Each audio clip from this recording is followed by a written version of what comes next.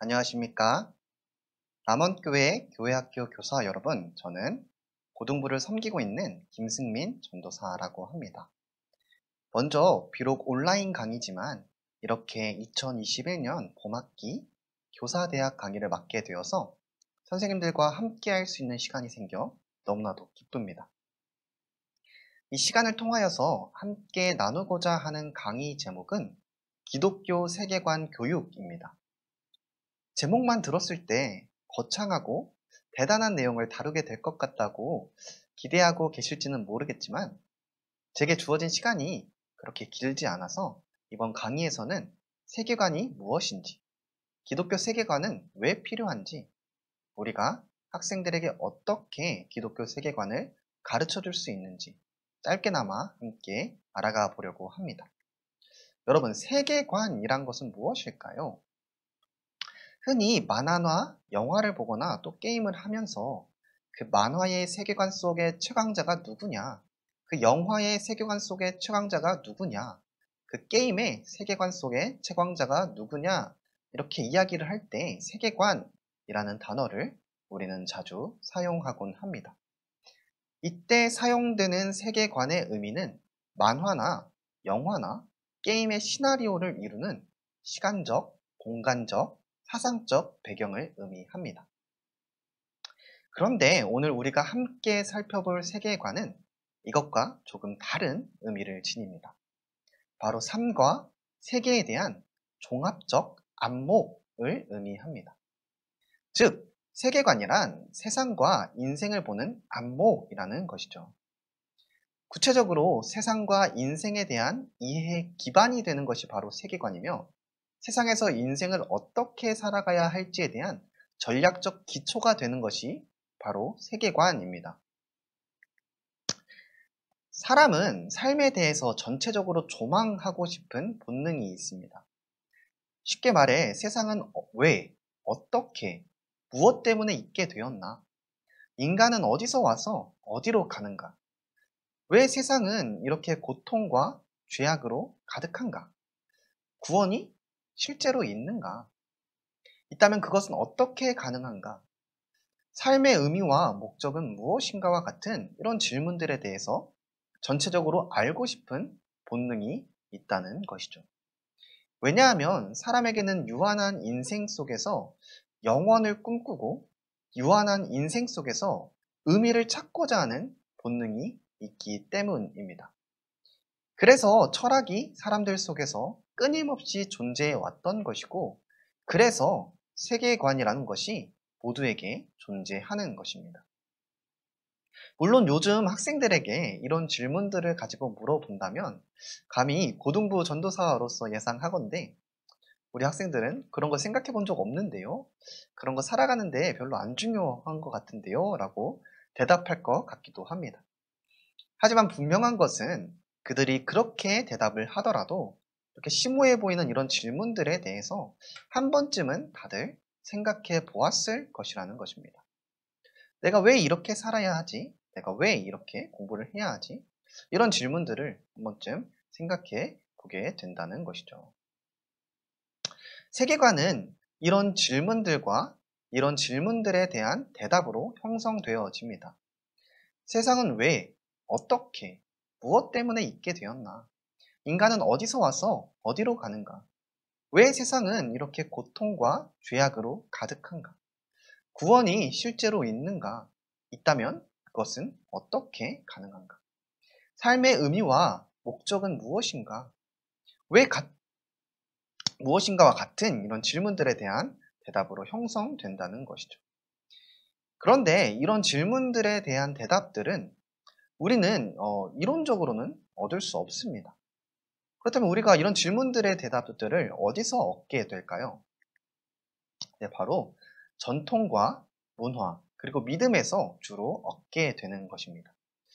이런 세계관은 우리가 능동적으로 파악해서 형성하기보다는 주어진 것을 받아들이면서 형성되는 것이죠. 결국 이 세계관이라는 것은 세상을 바라보는 안목인데 이 안목이란 주어진 환경에 의해서 형성된다는 것입니다. 그런데 여기서 문제는 인간이 어떤 존재이죠? 네, 타락한 존재라는 것입니다. 사람에게 죄가 들어오기 전에 위와 같은 질문들에 대해서 바른 대답을 도출해낼 수 있었지만 죄가 들어오고 나서 하나님을 보는 시각과 세상을 보는 시각과 인간을 보는 시각이 왜곡되어 버렸습니다. 따라서 타락 이후에 우리에게 주어지는 환경은 전부는 아니지만 꽤 많은 부분이 죄로 인해 왜곡된 시각이 반영된 문화와 사상이라고 할 수 있습니다. 타락 이후에 인본주의와 다원주의와 비성경적인 세계관들이 부분적으로 문화와 환경을 형성하게 되었고, 그 문화와 환경으로 인해 그런 왜곡된 세계관들의 영향을 우리가 받게 된다라는 것입니다. 특별히 왜곡된 세계관들이 예술이라는 문화를 우리 주변에서 형성하는 모습을 우리는 쉽게 찾을 수 있습니다. 이것은 화녀라는 그림입니다. 보면 어떤 느낌이 드시나요? 네. 부엌일은 의미 없다. 내 인생은 무상하다. 이런 일상은 허무하다라는 허무주의를 반영하고 있습니다. 아마 우리 학생들이 공감할 것 같아요. 공부를 하는 이유를 모르겠고 인생의 의미와 목적을 아직 찾지 못한 학생들이 이런 그림에 공감할 수도 있을 것 같습니다. 이번에는 건물 양식을 한번 보도록 하겠습니다. 주변에서 흔히 볼 수 있는 건물 양식이죠. 이 건물 양식은 기능이 곧 아름다움이다 라는 것을 의미합니다. 실리와 실용이 세상의 중심이다 라는 것을 보여주고 있습니다. 각진 건물과 같이 이익만을 위해 살아가는 각박한 세계관의 모습이 드러나 보입니다. 이번에는 이런 건물들이 밀집되어 있는 맨하탄이라는 도시의 모습을 살펴보겠습니다. 어떤 느낌이 드시나요? 네, 물질주의. 세상은 돈으로 굴러간다라는 느낌을 우리는 받게 됩니다. 돈이 최고의 가치라는 돈이 최고의 가치라는 생각을 갖게 되죠. 좀 오래된 광고이긴 하지만某회사의 LTE 광고입니다. 같은 LTE라도 다르다라는 것을 이렇게 표현한 광고인데, 그 다르다는 점을 강조하기 위해서 뒷모습은 비슷하지만 뒤돌아보니 다른 외모를 가진 두 여성을 등장시킵니다. 외모 지상주의가 반영된 광고라고 할 수 있죠. 마치 외모가 그 사람의 진품, 가품을 결정하는 듯합니다. 또한 이건 이제 공책 표지입니다. 공책을 사게 하기 위해서 표시된 광고 문구라고 볼 수 있죠. 이 공책 문구의 의도는 우리가 잘 알겠지만 마치 성공의 기준이 대학인 것 같고 성공의 목적이 이성과의 관계인 것 같은 그런 가치관을 전달합니다. 이번에는 한번 영화를 한번 살펴보도록 하겠습니다. 몇 년 전에 히트를 친 영화입니다. 바로 곡성이죠. 이 곡성의 줄거리는 이렇습니다. 평화로운 시골 곡성이라는 마을이 있었습니다. 그런데 어느 날 이 마을에 이유 없이 전염병 비슷한 게 돌면서 사람들이 미쳐가고 죽어갑니다. 주인공은 곡성 경찰인데 이유 없이 죽어가는 이 사건을 조사하다가 이것이 마을에 들어온 어느 일본인 때문이라는 것을 알게 됩니다. 그 일본인은 바로 귀신이었죠. 그 사건을 해결하는 과정 속에서 결국 주인공의 어린 딸도 그 일본인 귀신으로 인해 아프게 되고 미치게 됩니다. 이 딸을 고치고자 한 무속인을 부르죠. 그런데 이 무속인은 귀신과 한 통속이었습니다. 어린 딸을 위해 굿을 하는 척 하면서 그 귀신을 위해 굿을 하는 그러한 사람이었습니다. 또 이 영화에서 중요하게 등장하는 여자가 있습니다. 이 여자는 위기에 빠진 주인공 근처에서 주인공에게 도움을 주는 선한 신적인 존재로 등장합니다. 그녀는 그 무속인을 믿지 말라고 하면서 주인공의 가족을 지켜주려고 합니다. 하지만 영화는 어떻게 끝이 날까요? 아직 영화를 안 본 분들에게는 죄송합니다. 스포일러가 된 것 같은데 두 악의 존재들이 이기는 결말로 끝이 납니다. 주인공 가족들이 결국 죽게 되는 비극을 맞습니다. 이 영화는 평점도 높고 아마 우리 학생들도 많이 본 영화일 것입니다. 이 영화 감독은 나홍진이라는 감독인데 가톨릭 신자라고 합니다. 그래서인지 영화 곳곳에 보면은 성경을 모티브로 하는 장면들이 많이 나옵니다. 하지만 이 감독은 우리 주변에서 이유 없이 일어나는 고통의 문제, 악의 문제를 보고 하나님이 살아있다면 어떻게 이럴 수 있는가라는 생각으로 이 영화를 만들었다고 합니다. 결국 이 영화가 주는 메시지는 무엇인가요? 평범하게 살아가는 우리에게 이해하지 못할 고통과 악이 찾아온다. 그리고 우리가 믿는 하나님은 그 고통과 악을 이기게 할 힘이 없다라는 것을 전달하고 있는 것입니다. 이런 메시지는 우리에게 주어지는 고통의 문제 속에서 하나님을 우리를 돕지 못하는 무능력한 존재로 인식하게 만들어 버립니다. 네, 이번에는 또 애니메이션을 한번 보겠습니다. 이것 역시 평점이 9점이 넘고 관객 수가 어마어마한 애니메이션입니다. 너의 이름은이라는 작품입니다. 남자 주인공과 여자 주인공이 3년이나 차이 나는 다른 시간대 속에서 서로 몸이 바뀌면서 진행되는 그러한 영화입니다. 다소 판타지적 요소가 많은 영화이죠. 이 영화에서는 이 끈이 중요한 소재로 자주 등장합니다. 이 끈의 의미는 모든 것이 실타래처럼 이어져 있다라는 것입니다. 그래서 이 영화로 인해 유행하게 되었던 말이 있습니다. 이것도 무스비, 저것도 무스비. 네. 무스비라는 것은 인연의 끈이라는 건데 결국 무엇을 해도 정해진 운명대로 된다는 것을 의미합니다. 우리의 모든 행동 하나하나와 만남 하나하나가 정해진 운명과도 같다는 운명론적 메시지를 전달합니다. 이런 가치관을 갖게 되면 자신의 선택에 책임이 없어지겠죠. 결국 죄를 지을 것도 운명이었다고 생각하게 되어버립니다. 그리고 미래를 위해 열심을 다하여 살 필요도 없게 될 것입니다. 마지막으로 제가 정말 좋아하는 영화인 어벤져스를 한번 보겠습니다. 이 어벤져스는 지구를 지키는 영웅들입니다. 이것은 어벤져스 가운데에는 어벤져스 멤버 중 하나인 스파이더맨 영화에 나온 장면입니다. 무엇이 보이죠? 네, 십자가 모습이 보입니다. 십자가 모습을 하면서 열차 속에서 위험에 빠진 사람들을 구하고 있습니다. 억지라고 생각할 수 있지만 이런 이미지들을 통하여서 은연중에 예수님 자리를 마블 히어로가 대체하고 있다고 생각합니다. 이 세상을 지키는 것은 신이 아니라 히어로다라는 것이죠. 그런데 그 히어로가 누구일까요? 네, 이 어벤져스의 대장이 누구죠? 오른쪽에 보시면 캡틴 아메리카입니다. 이름이 뭐라고요? 캡틴 아메리카입니다. 즉 세상을 지키는 히어로는 미국이라는 것입니다. 이 세상은 하나님이 아니라 미국에 의해서 지켜지고 있다라는 인본주의적 메시지가 들어가 있는 것입니다.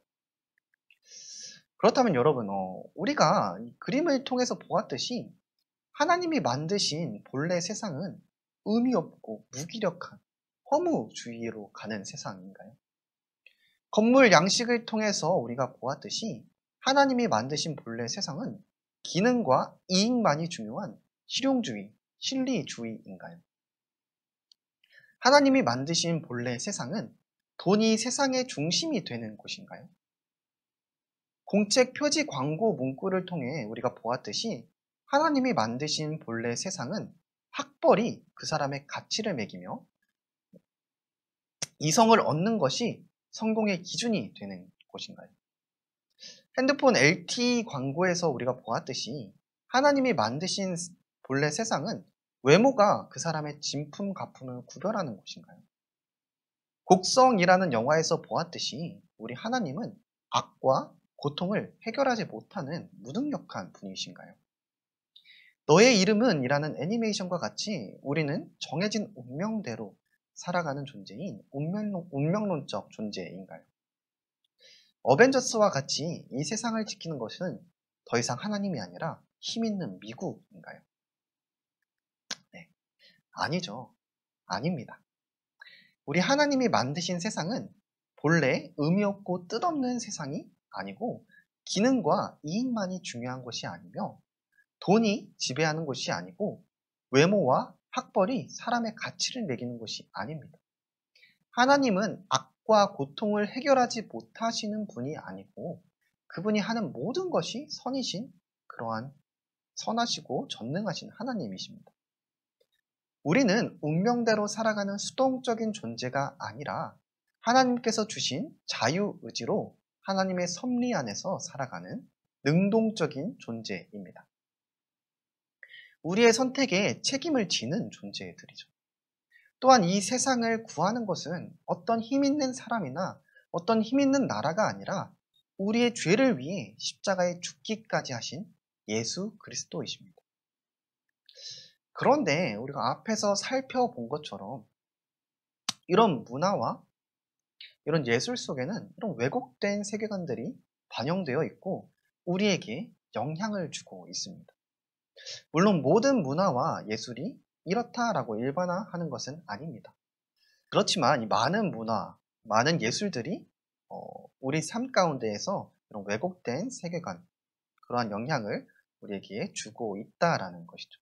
또 그 가운데서 우리 학생들이 알게 모르게 그러한 영향들을 받으면서 살아간다는 것입니다. 또한 그렇다고 이런 문화들에 대해서 학생들로 하여금 접근조차 못하게 해야 한다라고 말하는 것도 아닙니다.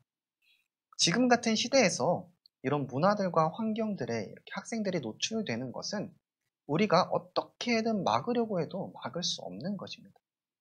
따라서 이런 왜곡된 세계관으로부터 세상을 바르게 이해하고 세상에서 바르게 그리스도인으로서 살 수 있도록 제대로 된 세계관을 우리가 우리 학생들에게 형성해 주어야 한다는 것입니다. 즉, 다양한 세계관의 영향으로 개인의 삶과 사회의 문화가 달라지기 때문에 우리는 우리 학생들의 세계관을 바르게 형성해 주어야 한다는 것이죠. 그렇다면 어떤 세계관으로 우리가 형성해 주어야 할까요? 네, 보시면 아시다시피 바로 기독교 세계관입니다. 기독교 세계관은 크게 창조, 타락, 구속의 관점으로 세상을 이해하고 세상 가운데서 살아가는 것입니다. 창조, 타락, 구속의 이야기 안에서 살아가는 것이죠. 창조, 타락, 구속의 이야기란 무엇입니까? 하나님께서 사람을 너무나도 사랑하셔서 사람에게 복과 안식을 주시기 위해 세상과 인간을 창조하셨다는 이야기. 창조 때에 본래 세상과 인간에겐 하나님의 영광이 충만하였고 하나님과 교제함으로 참된 평안과 안식을 누리는 존재였다는 이야기. 하지만 사람이 하나님의 주인 되심을 거부하고 자신이 하나님 나라의 주인이 되고자 저질렀던 죄의 이야기. 그 죄로 인해 모든 인류가 타락하고 왜곡되게 하나님과 세상과 사람을 볼 수밖에 없게 된 그러한 이야기. 소망과 참된 안식이 없어진 인류를 위해 하나님께서 독생자 예수님을 이 땅에 보내셔서 우리 대신 죗값으로 십자가에 죽으시고 부활하십니다. 우리에게 다시 한번 하나님 나라에서 참된 안식과 복을 누릴 수 있게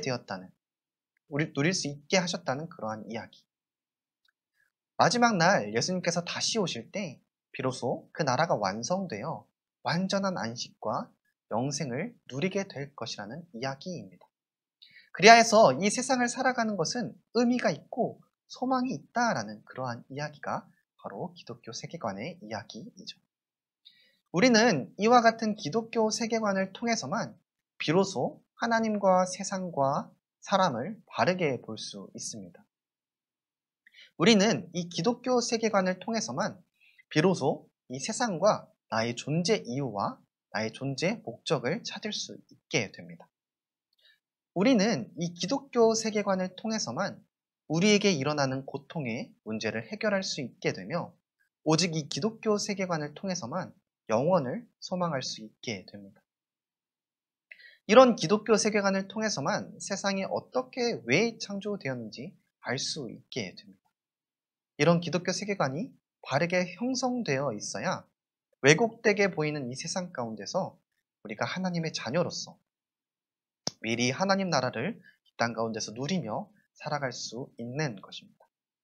그렇기에 우리 학생들에게 이런 기독교 세계관을 형성시켜 주는 것은 매우 중요하고도 필수적인 일입니다.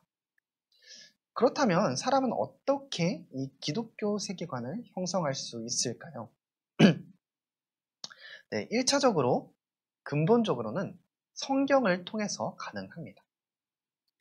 세상을 왜곡되게 바라보도록 하는 이 잘못된 세계관을 성경이라는 안경을 쓰고 이 시력을 바로잡아 기독교 세계관으로 바르게 볼 수 있다는 것이죠.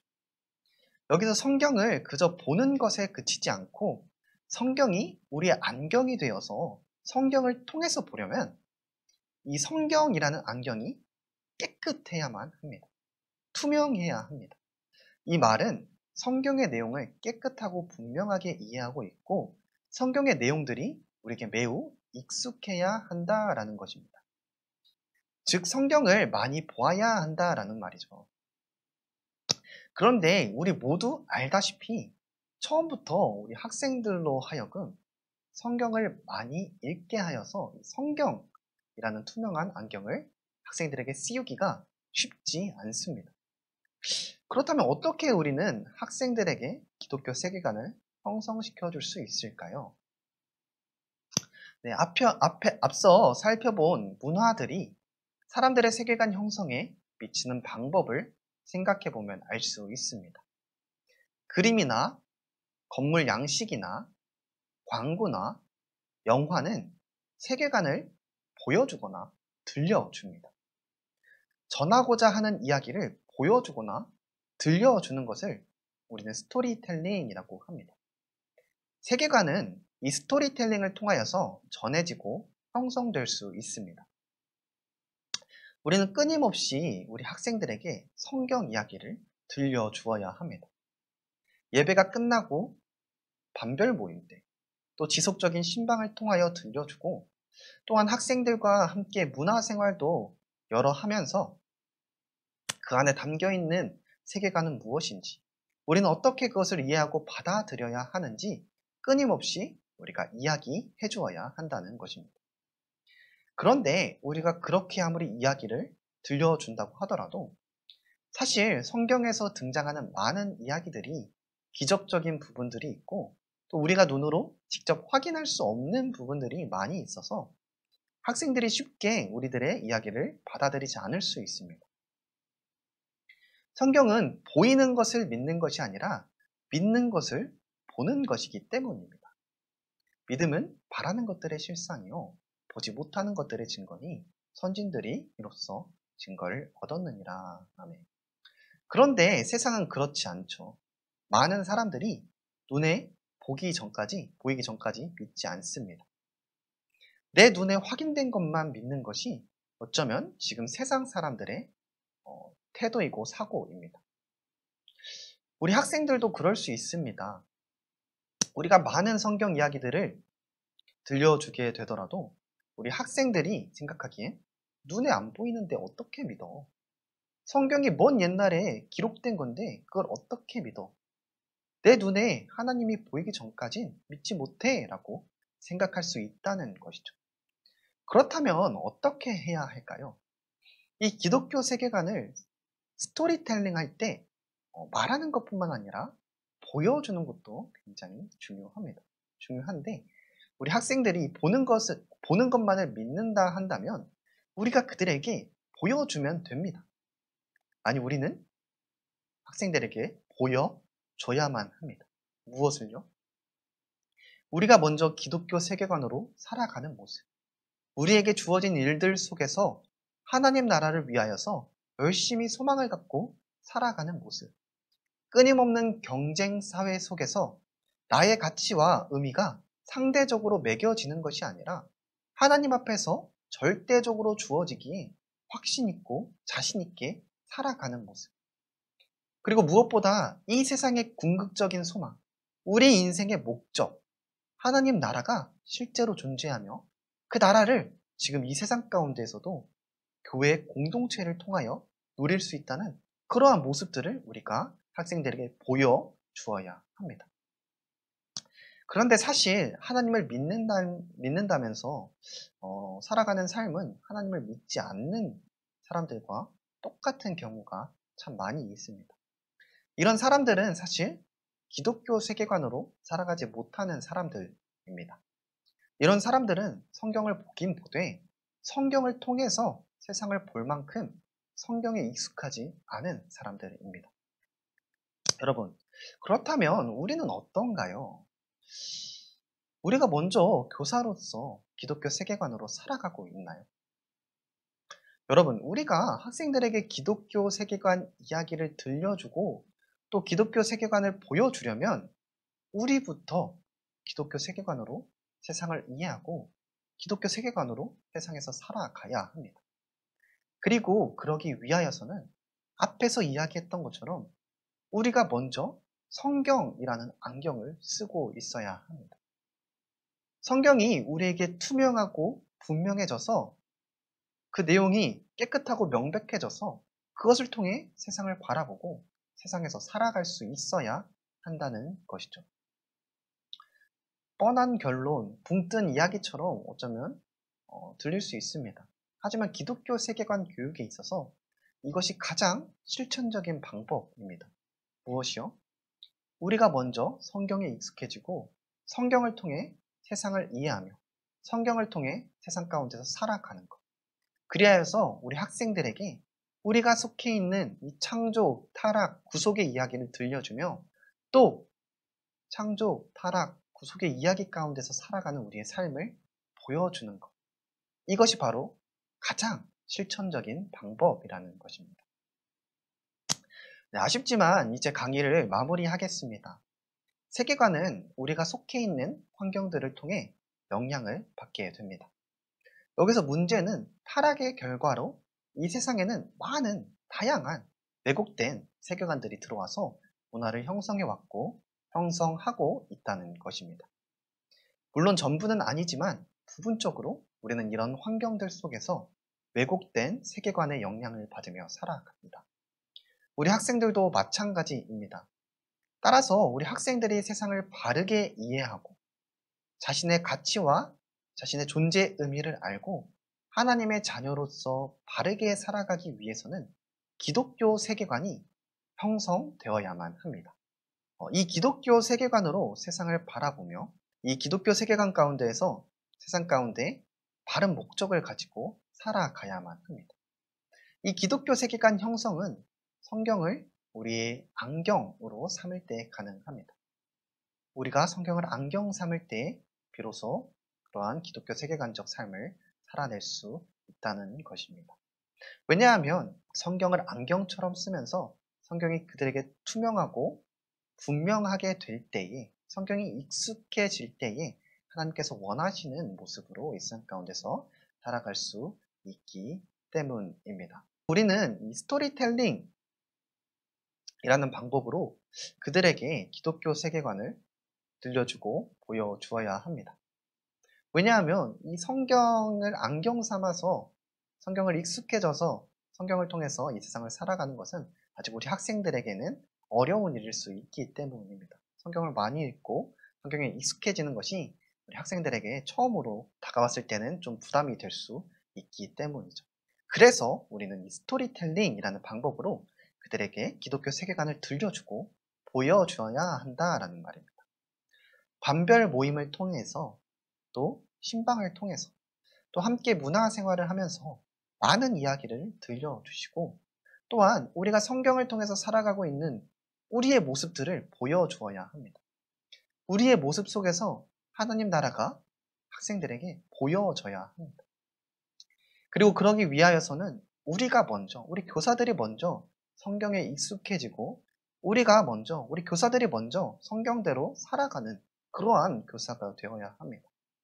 바라건대 저를 포함한 우리 교사분들 모두가 성경에 익숙해지고 또 성경 말씀대로 인생을 살아감으로써 우리 학생들에게 바른 기독교 세계관 이야기를 들려주고 또 보여줄 수 있게 되기를, 왜곡된 세계관들이 주변을 둘러싸고 있는 우리 학생들에게 기독교 세계관을 바르게 교육하는 참된 교사가 되기를 주님의 이름으로 간절히 소원하면서 오늘 강의를 마치도록 하겠습니다. 네, 감사합니다.